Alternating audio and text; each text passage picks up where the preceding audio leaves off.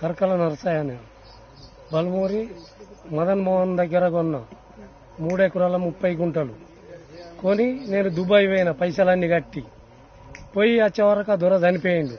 ఆయన ఉంటే చేసైనా మంచోడే. ఈమె చేస్తా ఈమె పట్ట చేసుడు లేదు. ఇల్లు కట్టించుకుంది, పైసలేగా పెట్టింది.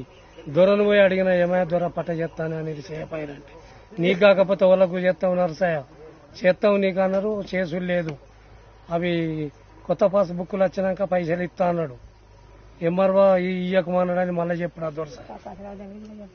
పకాశరావు దొర సుతా కొన్నది నువ్వద్దేనా నా ముందెట్ట పైసలు కట్టే పట్ట చేయని దొరసానంటే ఇటుకెళ్ళి పో తాత నువ్వు మాట్లాడకని అలా దొరను చూతా అన్నది. పట్ట చేస్తలేదు. ఆ దొరతోటి మాకు పెద్ద తిప్పలు ఉంది. అంతా గుండెతనమే, లంగతనం. ఒకసారి సాకల మీదకి హైదరాబాద్ నుంచి 20-30 మందిని తోలుకొచ్చి కొట్టడానికి ఆ భాస్కర్ రావు దొర అనేటైనే మేము 5-6 కలిసి ఆపినాం.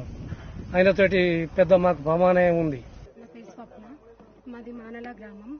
ఎమ్మెల్సీ బల్మూరి మదన్ మోహన్ దొర వల్ల స్వగ్రామం ఇది. మేము దొర వల్ల నాన్న దగ్గర ఒక 30 సంవత్సరాలు అవుతుంది అనుకుంటా దాదాపు. అప్పుడు మా నాన్న కరకల నరసయ్య అనే వ్యక్తి ఏం చేసిందంటే ఆ దొర దగ్గర మేము 3 ఎకరాల 30 గుంటల ల్యాండ్ని మేము కొనుగోలు చేసినప్పటికీ మా బాపు కొనుగోలు చేసిన తర్వాత దుబాయ్ వెళ్ళిండు. వచ్చేసరికి దొర చనిపోయిండు. సాదా బైనామా కింద కొనుగోలు చేసినాం. బట్ మాకు అది ఇప్పటి వరకు రిజిస్ట్రేషన్ అవ్వలేదు. దానికోసమని బల్మూరి మా వెంకట్ దొర వాళ్ళ అమ్మ బల్మూరి పద్మా దోసాన్ దగ్గరికి వెళ్ళి అడిగితే ఆమె చేస్తాం అని చెప్పి మమ్మల్ని వాళ్ళ చుట్టూ తిప్పించుకొని ఇల్లు కట్టండి అని చెప్పి ఇల్లు కట్టిపించుకొని 12 లక్షలు ఎగబెట్టింది. ప్లస్ మళ్ళీ మాకు ల్యాండ్ కూడా రిజిస్ట్రేషన్ చేయట్లేదు. వెళ్ళి అడిగితే మిమ్మల్ని చంపుతాం అది అని బెదిరిస్తున్నాడు. వాళ్ళ వల్ల మాకు ప్రాణభయం కూడా ఉంది. మమ్మల్ని కాపాడండి వాళ్ళ నుండి. ఎమ్మెల్సీ బల్మూరి వెంకట్ దొర దగ్గరికి వెళ్ళి దొరసాని చేస్తా అని చేయట్లేదు దొర, కనీసం మీరన్నా చెప్పండి దొరసానికి అని అంటే చెయ్యం మేము, ఏం చేస్తారో చేసుకోండి అది అని అనేసి బెదిరించిండు. ఇంకోసారి ల్యాండ్ గురించి వచ్చి మాట్లాడితే కూడా మిమ్మల్ని వదిలిపెట్టాం మేము, అసలు ఏమనుకుంటుర్రు అది అని అనేసి చాలా రూడ్గా మాట్లాడిండు. ఏమంటుండంటే ఆయన మా నాన్న వెనుకటమ్మిన భూములన్నీ ఎవరెవరికి అమ్మిండో వాళ్ళందరి దగ్గర నుండి నేను ఇప్పుడు తీసుకొని ఆ ల్యాండ్ అన్నిటికీ ఫెన్షింగ్ చేపిస్తా అని అనేసి భయంకరంగా మాట్లాడుతుండే. ఆయన వల్ల మాకు ప్రాణభయం కూడా ఉంది. ఆ దొరసాన్ని కూడా ఇష్టం వచ్చినట్టు బూతులు తిట్టి పంపించేసింది మమ్మల్ని అక్కడి నుండి.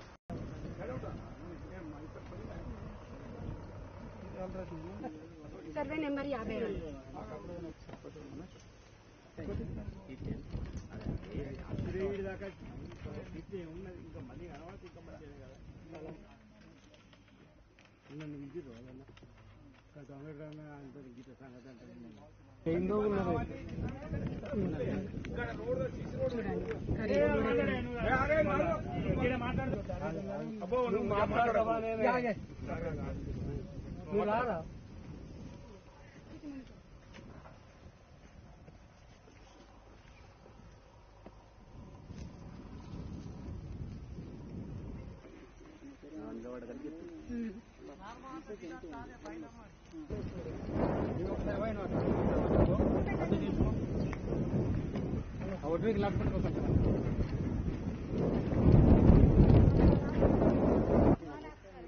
మళ్ళీ ఇప్పుడు వాళ్ళ కొడుకు ఎమ్మెల్సీ పదవిలో ఉంది. దానికి ఆక్రమించుకున్నామంటే అది ఎంతవరకు కరెక్ట్ కాదు.